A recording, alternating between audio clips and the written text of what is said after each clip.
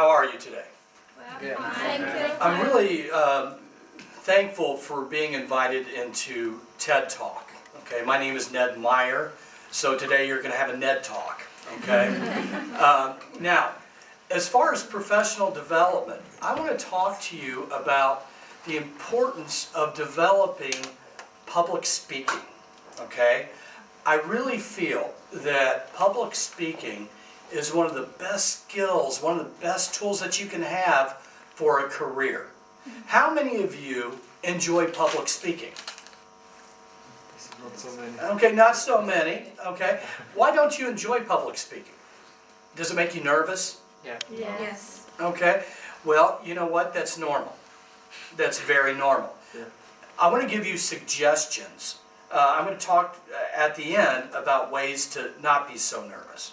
Okay, that could be very helpful. But you are competing against that. People are going to decide very quickly if they're interested in you or not. You have to get their interest very quickly. That's reality. Okay?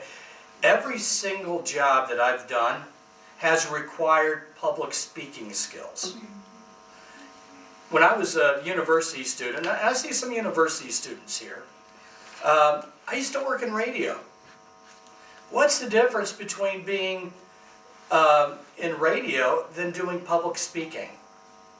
Well, in radio, you don't see anything. You see a microphone. Yeah. The audience doesn't see you. Okay? You know, I'll give you a secret. That sexy voice you hear on the radio, they're not sexy. If they were sexy, they'd be on television, right? Okay? Now, I want to give you some advice that I hope you use in the future to make your presentations, be it in teaching. Some of you may work in NGOs or in academia where you do presentations. Okay? That is part of people's jobs. Now, first of all, let's talk about eye contact. Now, what I like to do, and what I'm doing right now, I have limited movement as far as being able to walk right now. Okay? I try to look at people individually and as a group as a whole. Okay? Because if you're doing that, and you're looking at people individually, it makes them feel more engaged. So that is very important to do. Okay, if you have more mobility, you can walk around and look at people, sort of, you know, get eye contact together. Now, if you're not using eye contact well, and you're looking down at your shoes or at the ground, what message are you sending to people? You don't want to talk to them. Or you're not confident, right? Eye contact exudes confidence. Now the second that I want to talk to you about, body language. Okay? Use your body language. Now you can be too distracting with body language, and that could be a problem. But use your body language to emphasize important points. Okay? That is very effective. The other thing, there's several steps I want to talk about. Voice control. Voice control. You know what I try to do is I try to talk to people in as much of a conversational manner as possible. Now, when you're talking to students, sometimes you're louder. I'm an American. We talk loudly. Okay, you probably know that. But I try to talk to people as in much of a conversational manner as possible. Let me give you a story. I had a professor, wonderful person, who was very helpful to me in my career. This person taught a subject that was not interesting. And at a time that was probably the least popular time to have a not interesting class. 3:30 to 6:30 on a Friday. Okay? Let me tell you, my professor talked like this. She spoke so slowly and quietly. Her voice never went up. Her voice never went down. I would look at my watch, and it was 3:33. And 3 hours later, I looked at my watch, and it's 3:37. Time stopped for that woman. It did. Okay? Now, we talked about what? Eye contact, body language, voice control. Here is my biggest advice to you that kills all three of these. Do not read when you're doing a presentation. Okay? You've been to seminars, correct? Yes. Okay? What happens when people start reading? Are you interested anymore? You get bored very quickly. Yeah. Now, what happens if I'm reading?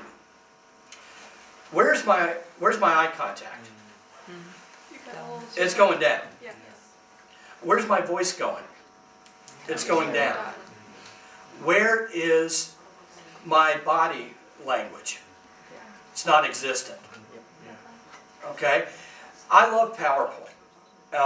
And I usually teach with PowerPoint. I think it's one of the greatest technologies for teaching in the last 20 years, to be honest with you.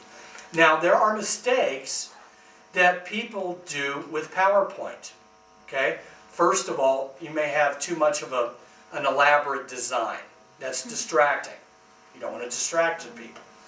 And when you're speaking, if you're using PowerPoint, don't turn your back to the audience. Okay? Don't turn your back. That's very important. Now, I know that a lot of you are professionals. A lot of you are students, which I'm very happy that you're coming here if you are a student. Know your subject. Do the research. Know what you are talking about. Okay? I've taught oratory, which is public speaking. And I had a student one time who gave a presentation about the tragic lives of pop stars and movie stars. She made it up. And she started her speech, so-and-so died, blah, blah, blah. And I was sitting there, this person's not dead. Okay? She got the mark she deserved. Okay? She didn't do the research. Now, as an American, well, as an academic, we are very strict about plagiarism. Even if you're doing a presentation, okay, treat it like an essay. You have to give credit to where you got the information, just like in an essay. If not, that becomes plagiarism. Know your audience. Know your audience. You know what? I didn't have that today. I didn't know who my audience was going to be. Do you think that there are maybe topics or issues that you can do to an American audience that you cannot do to a Kurdi's audience? Are there subject matters? Perhaps. Does age matter? It could. Know your audience. That is very important. I want to give you the biggest advice besides not reading. It's okay to make a mistake. Let me give you a secret. When you make a mistake during public speaking, people don't care. They don't. They care for 2.3 seconds. What's for lunch? They forgot. Okay? You care, they don't. Your presentation is not center in their lives. Okay? That's one of the most important messages that I'm going to give you. Don't be afraid of making mistakes. You know what? I don't know that word in English. What is that word in English? That's okay. People are not going to think that you're ochi and tupoi. Very stupid. If you ask that. That's normana. Okay? Or, I don't know that. I'm going to research that and I will get back to you. That's okay to do that. Now, not being afraid of mistakes, hey, that is probably your biggest fear of public speaking, isn't it? Right? Do I have any teachers in here? Yes. All right, I got some teachers. I love it. Okay. Perhaps some of these suggestions can help you in the classroom. Yes. And also, you know what? If you think about some of the things I've talked about, eye contact, voice control, conversational. How many of you have a job interview soon? Some of you may have a job interview. If you use some of these qualities, it will help you in your job interviews. Okay? It'll help you in a professional way. Again, let me state something from the beginning. You are at an age where you're competing with technology. People expect to be entertained. They do. That's the reality of the age we live in some ways, you can treat this sort of like an essay. Strong introduction, like an anecdote, and have a strong conclusion. Why should you have a strong conclusion? Just like an essay, just like a research paper. Do you know why? It's the last thing people hear. It's the last thing people read, just like reading a research paper. What do you remember? You remember the beginning, you remember the end, right? Okay? Have a strong conclusion. Very important. Now, there are times where you're going to have a very interactive audience. What do you do if someone's too interactive or too active? How can you kind of diffuse, meaning to make less, a problem student or someone who is asking too many questions? How can you do that? Someone who's dominating in the audience.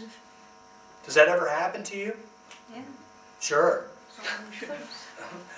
I've always thought that a nice way to do that is say, hey, thank you very much. I need to hear from other people. That way you're not humiliating or embarrassing that person, but you're in a very nice and pleasant way telling them to shut up. Okay? I'm trying to talk. Any questions for me? I don't know if we're... No. You have 3 minutes and feedback after. Yes. Okay. 3 more minutes if you want, or if you...